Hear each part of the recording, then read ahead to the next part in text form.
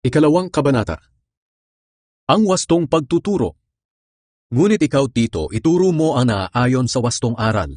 Ang mga nakatatandang lalaki ay turuan mong maging mahinahon, marangal, marunong magpasya kung ano ang nararapat, at matatag sa pananampalataya, sa pag-ibig, at sa pagtitiis.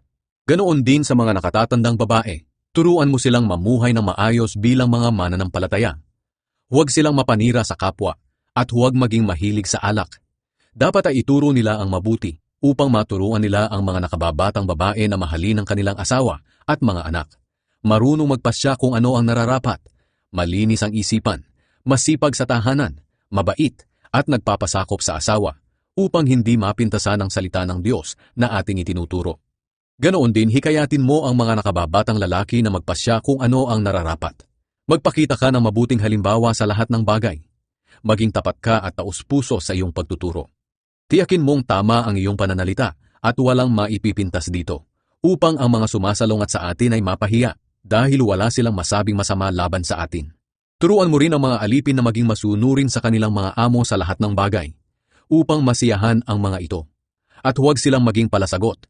Huwag din silang mangungupit sa kanilang amo, kundi ipakita nilang sila'y tapat at mapagkakatiwalaan. Nang sa ganoon, maipapakita nila sa lahat ng kanilang ginagawa ang kagandahan ng ating mga itinuturo tungkol sa Diyos na ating tagapagligtas. Sapagkat ang biyaya ng Diyos na nagbibigay ng kaligtasan ay inihayag na sa lahat ng tao. Ito ang nagtuturo sa atin na talikuran ng kasamaan at makamundong pagnanasa. Kaya mamuhay tayo sa mundong ito ng maayos, matuwid at makadiyos habang hinihintay natin ang napakagandang pag-asa na walang iba kundi ang maluwalhating pagbabalik ng ating dakilang Diyos at tagapagligtas na si Hesukristo.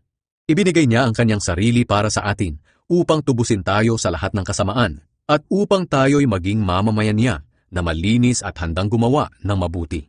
Ituro mo sa kanila ang mga bagay na ito. Gamitin mo ang iyong kapangyarihan sa paghimok at pagsaway. At huwag mong hayaang hamakin ka ni numan.